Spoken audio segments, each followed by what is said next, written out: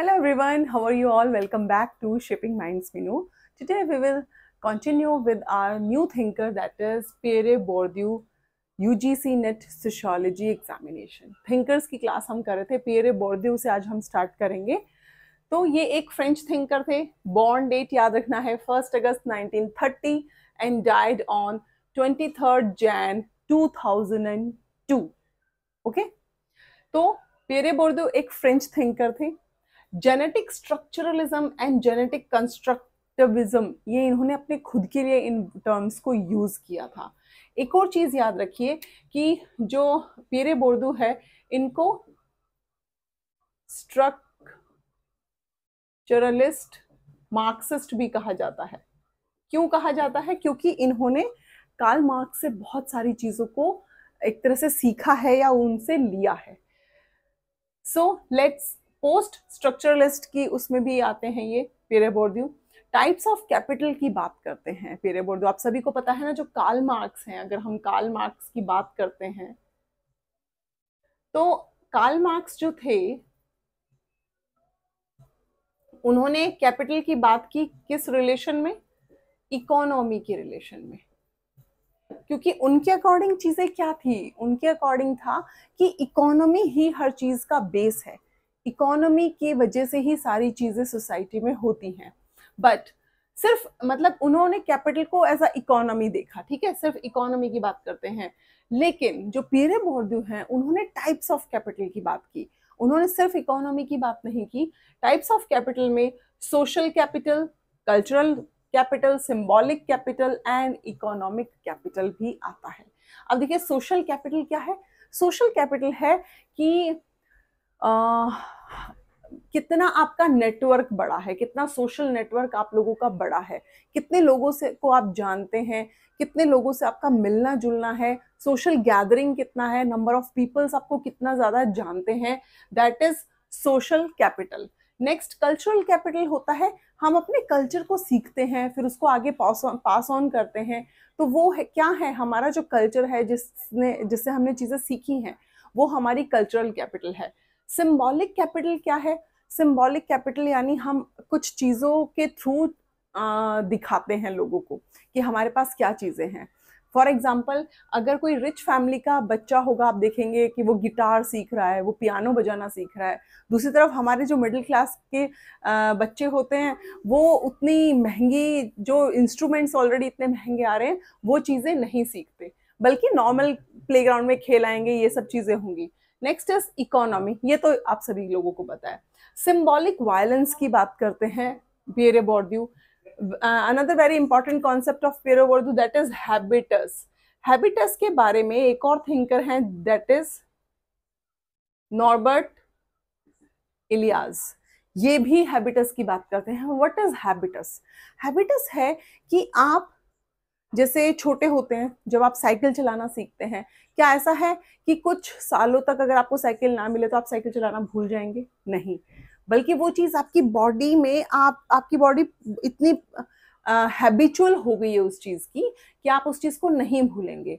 एक और चीज हैबिटस क्या है? आप अपनी फैमिली में चीजों को सीखते हैं। जैसे हमारी जो मिडिल क्लास फैमिली में आपको देखने के लिए मिलेगा, जो कपड़े पुराने हो जाते हैं तो हम उन्हें फेंकते नहीं है, हम उन्हें डस्टिंग के लिए यूज कर लेते हैं, हम उनसे चीजें साफ करते हैं, हम उनसे पोछा लगाते हैं। तो ये सब चीजें क्या हो गई? ये हैबिटस हो गई, जो हमने अपने जो हमारी फैमिली है उनसे सीखा है। आपकी मदर से आपने कुछ चीजों को सीखा है। फॉर एग्जाम्पल, आपको अगर कोई भी चीज, जैसे आप बॉर्नवीटा, हॉर्लिक्स के डब्बे आते थे पहले, तो जो हमारी मदर थी वो उनको थ्रो नहीं करती थी, बल्कि उनको रिसाइकिल करते थे। वही चीजें हमने अपने पेरेंट्स से अडॉप्ट की हैं कि किस तरह से चीजों को रिसाइकिल करना है। तो वो क्या बन चुका है? हमारा हैबिटस, यानी हम डेली रूटीन में उन चीजों को अप्लाई करते हैं। What is hysteresis? हिस्टेरिसिस से पहले एक और चीज हम देखते हैं, फील्ड। कि फील्ड क्या है? फील्ड होता है, जैसे अब आप लोग जो यूजीसी नेट की प्रिपरेशन कर रहे हैं, तो ये क्या है? ये आपकी फील्ड है, आपको उसी से रिलेटेड पढ़ना पड़ेगा। अब ऐसा तो नहीं है ना, नेट क्वालिफाई, मान लीजिए आप सोशियोलॉजी के स्टूडेंट हैं और आप पढ़ने बैठ जाएं मान लीजिए इंग्लिश लिटरेचर, तो आपका एग्जाम नहीं क्रैक होगा। आपकी जो फील्ड है उसी में आपको वर्क करना पड़ेगा, उसी में आपको चीज़ों को प्रोसेसिंग करनी पड़ेगी, तो उसी को बोला जाता है सोशियोलॉजी फील्ड, कि आप किस फील्ड में के लिए बने हैं, आपको क्या चीज़ अच्छी लगती है, अपनी फील्ड के अकॉर्डिंग ही आप सारे काम करते हैं। मान लीजिए कोई भी इंसान है जिसने बैंक का एग्ज़ाम क्रैक किया हो, तो वो जाके असिस्टेंट प्रोफेसर या प्रोफेसर तो नहीं बनेगा, वो बैंक में ही जॉब के लिए अप्लाई करेगा, ठीक है।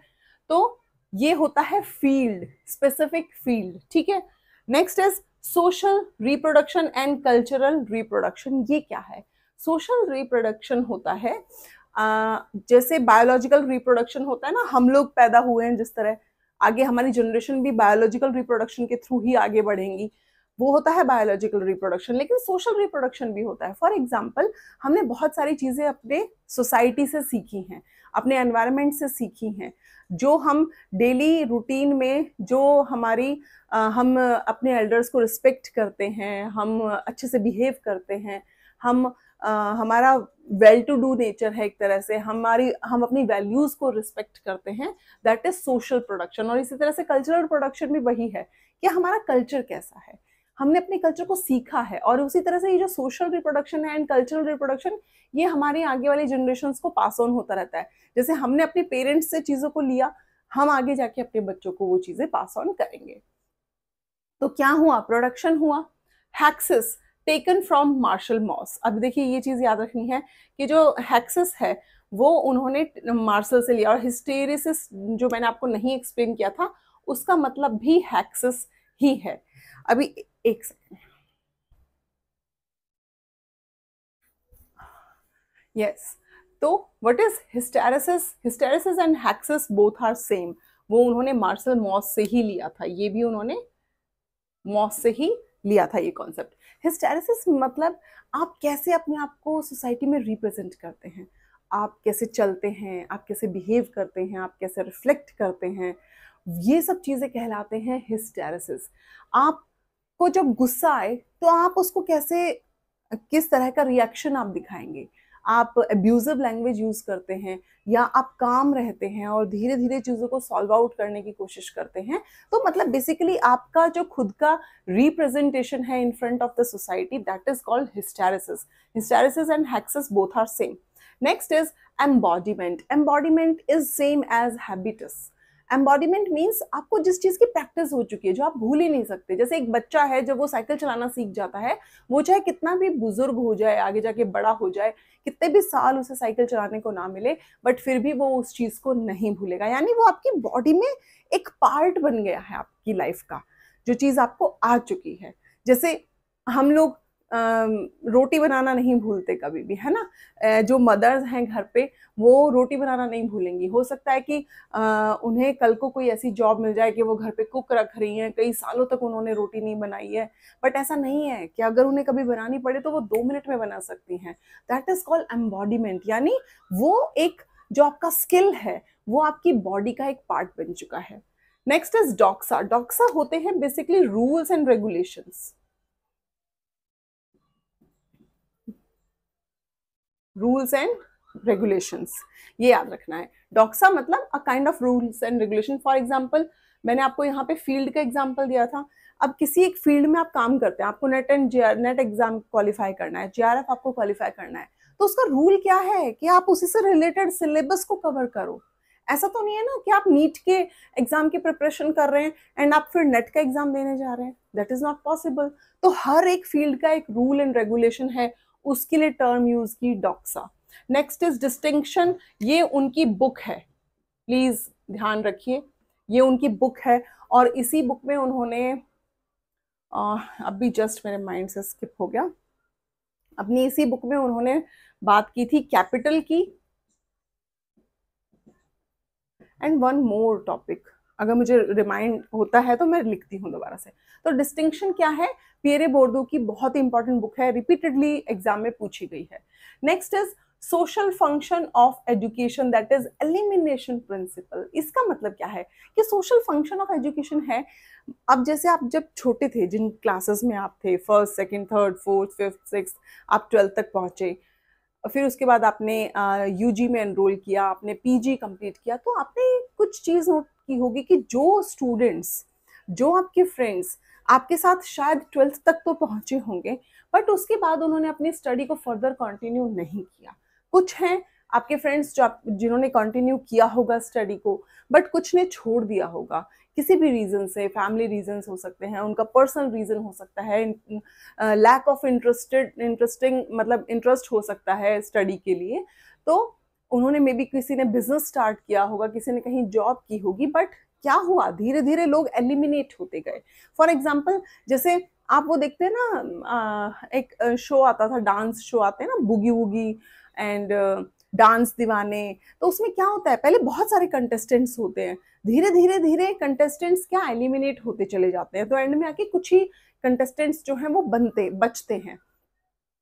तो यही प्रिंसिपल, इसी बारे में बात हो रही है, एलिमिनेशन प्रिंसिपल, यानी चीजें धीरे धीरे एलिमिनेट होती चली जाती हैं। Practical and official kinship, what is this, very important. Practical and official kinship होता है, जैसे आपके घर में आपके कुछ कजन भी होंगे, है ना, कजन होंगे, आपके जो अंकल एंड आंट होंगे। समटाइम्स ऐसा होता है कि आपकी एज में और आपके अंकल एंड आंट की एज के बीच में ज़्यादा एज गैप ना हो।